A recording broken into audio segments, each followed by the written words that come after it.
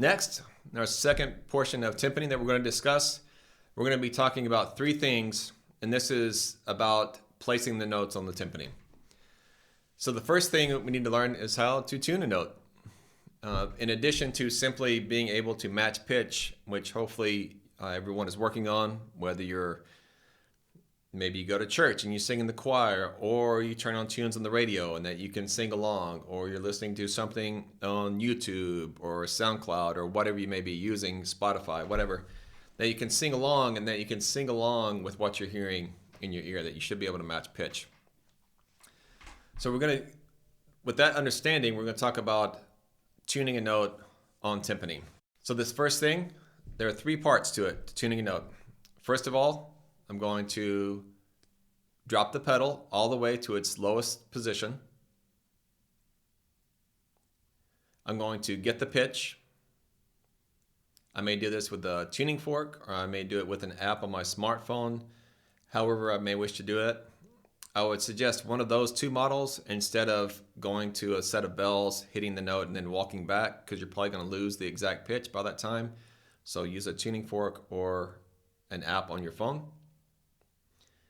And lastly is you're going to strike and glissando straight to the note. And glissando means there's a kind of a change in pitch, a smooth change in pitch from one note to the next between pitches. So if you think of a trombone player, that they can go boom and go straight to a pitch, we're going to do the same thing with the pedal. Next is, where exactly do we put the notes? So let's take your 32-inch timpano and your 29-inch timpano. All right, take those two drums, and you can look here on the screen.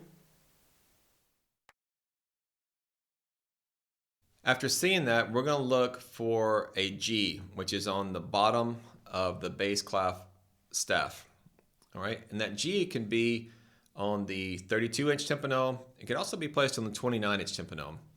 And so let's listen to the differences in those. I'm going to play the G on the 32-inch timpano first, and then the G on the 29-inch timpano second.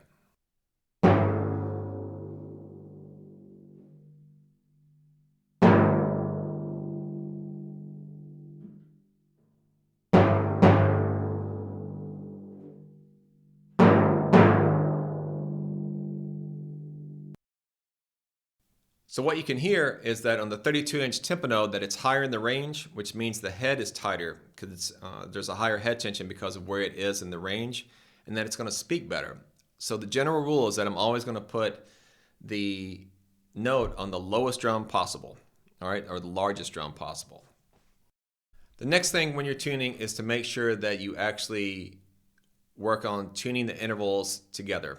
So one of the things I would suggest that you do is that you learn all of your intervals. So you've got a unison, which is the same note, second, third, fourth, fifth, sixth, seventh, and then octave.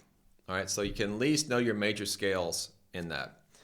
There's also an important concept to learn of your perfect intervals, of which there are four. So one is your unison. So you're playing the same note. In our case, we'll play the same note, like we just talked about with the G's, on two different drums. There's also a perfect fourth. So we talked about this earlier off of D. So perfect fourth from D is D, E, F sharp, G. So D to G is a perfect fourth. A perfect fifth, which we talked about earlier, D, E, F sharp, G, A. So D to A is a perfect fifth.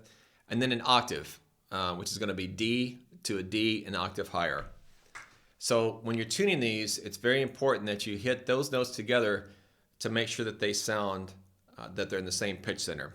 So for example, when I hit the D and I hit the A should sound like part of the D. And if it doesn't, then those two notes are not at the same pitch center. So always make sure with those perfect intervals, unison, fourth, fifth, and octave, that you hit those together. Let's listen now.